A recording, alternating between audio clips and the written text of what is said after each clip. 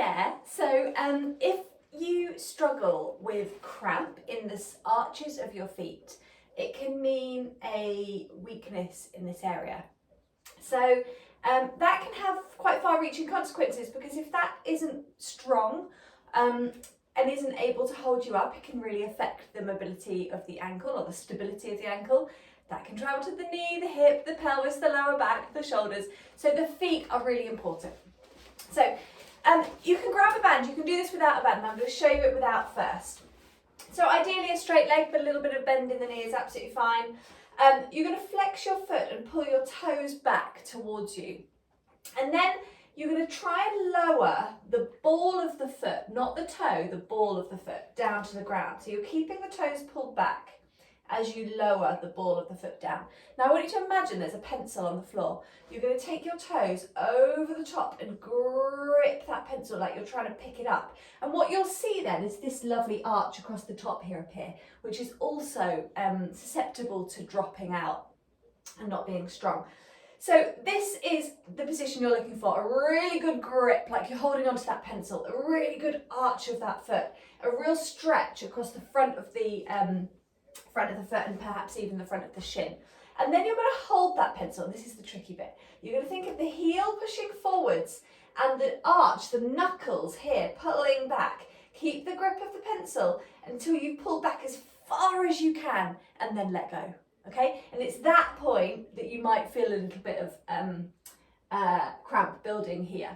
Take it slowly and build up. You can do variations of this, smaller, holding it for not quite so long, releasing that pencil a little bit sooner. And the other variation you can do is to add a band. So you can add a little bit of extra strengthening by popping the band around the ball of the foot and having this little bit loose at the top. Everything else is the same. We lower the ball of the foot down, we grip the toes, we pick up that pencil, we hold the pencil as we draw the foot back, and then we release there. You could also do this lying on your back with your leg up to the ceiling, if you prefer, rather than the seated position. So the other thing that I like people to do is to grab a band or a tea towel, something slidey, preferably along a slidey floor. I'm going to make this a little bit more challenging for myself by demoing on a mat here. Now you're not going to see my head, you don't need to, you're going to see my leg here. So all I want to demonstrate here, and the reason why I've zoned in on this, is because I need you to see what's happening with the band. Place your foot down on top of the band or the tea towel. You can practice this every time you drop the tea towel in the kitchen. You're going to draw the band in, okay, release and draw it in. Okay, and all of this is strengthening those arches. Now try and make sure you draw in with all of your toes, not just your big toe. Think of your little toes gripping as well and wrapping round.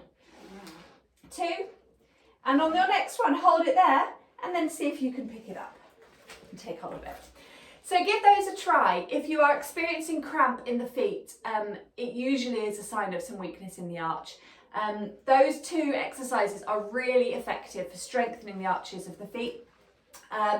And you'll find that that helps you in other exercises in Pilates, particularly lying on your front, when you're doing swimming or anything where you feel like you need to lengthen the leg. It's really useful to have strong arches so that you can support that whole length right to the tip. Any questions? As always, let me know.